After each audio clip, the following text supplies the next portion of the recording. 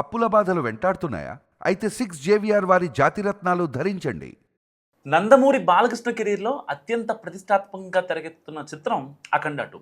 Boyapati scene డైరెక్షన్లో గతంలో వచ్చిన అఖండ చిత్రం బాక్స్ ఆఫీస్ వద్ద ఎంతటి సంచలన విజయాన్ని నమోదు చేస్తుందో ప్రత్యేకించి మనం చెప్పుకోవాల్సిన అవసరం లేదు. అయితే ఈ సినిమా తర్వాత బాలయ్య కెరీర్ పూర్తిగా మారిపోయింది. ఫ్లాప్ అనేది చూడలేదు బాలయ్య. అలాంటి సెన్సేషనల్ సెకండ్ ఇన్నింగ్స్ అందించిన అఖండకి సీక్వెల్ కార్యరూపం దాల్చగానే అంచనాలు అమాంతం పెరిగిపోయాయి. ఎప్పుడెప్పుడు ఈ సినిమా ప్రేక్షకుల ముందుకు వస్తుందా అని ఆతృతగా ఎదురు చూస్తున్నారు ఆడియన్స్. సో అన్నీ అనుకున్నట్టు జరిగి ఉంటే ఈ సినిమా ఈ నెల దసరా కానుకగా సెప్టెంబర్ 25న ప్రేక్షకుల ముందుకు వచ్చేది. కానీ పోస్ట్ ప్రొడక్షన్స్ వర్క్ చాలా వరకు బ్యాలెన్స్ ఉండడంతో వాయిదా వేస్తున్నట్లు రీసెంట్గానే మేకర్స్ అఫీషియల్గా అనౌన్స్ చేశారు. అయితే రీసెంట్గానే బాలయ్య బాబు 50 సంవత్సరాల ఇండస్ట్రీలో హీరోగా కెరీర్ని పూర్తి చేసుకున్నందుకు గాను ఆయన్ని వరల్డ్ బుక్ ఆఫ్ రికార్డ్స్లోకి ఎక్కించారు.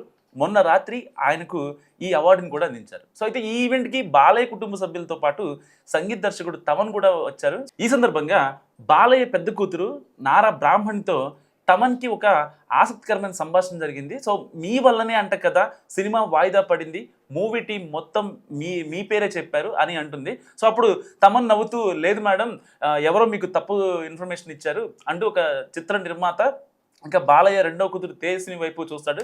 సో అయితే అప్పుడు తేజస్విని మేమెవ్వరం చెప్పలేదు, మా అక్క మిమ్మల్ని సరదాగా ఆట పట్టిస్తుందని చెప్పుకొచ్చింది. సో సోషల్ మీడియాలో ఈ వీడియో బాగా వైరల్ అవుతుంది. ఈ ఫన్నీ సంభాషణని చూసిన ఫ్యాన్స్ కూడా చాలా హ్యాపీగా ఫీల్ అవుతున్నారు. సో ఇదంతా పక్కన పెడితే అఖండ 2 చిత్రాన్ని ఈ ఏడాది డిసెంబర్ నెలలో విడుదల చేయడానికి సన్నాహాలు చేస్తున్నారు.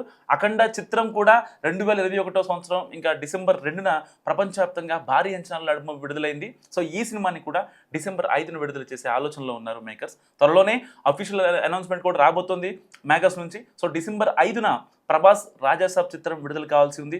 కానీ ఆ చిత్రాన్ని సంక్రాంతికి షిఫ్ట్ చేసినట్టు కూడా ఇప్పుడు రీసెంట్గానే ఆ చిత్ర నిర్మాత విశ్వప్రసాద్ మీడియా సమావేశంలో చెప్పుకొచ్చారు. కాబట్టి అఖండ 2కి లైన్ పూర్తిగా క్లియర్ అయినట్టే ఒక రకంగా చెప్పాలంటే. సో చూడాలి మరి ఆ క్రేజీ కాంబినేషన్ మరోసారి అఖండ మ్యాజిక్ని రిపీట్ చేస్తుందా లేదా అనే చూడాలి. సో మీరేమనుకుంటున్నారు అఖండ 2 గురించి, ఆ హైప్ గురించి కామెంట్ రూపంలో చెప్పండి.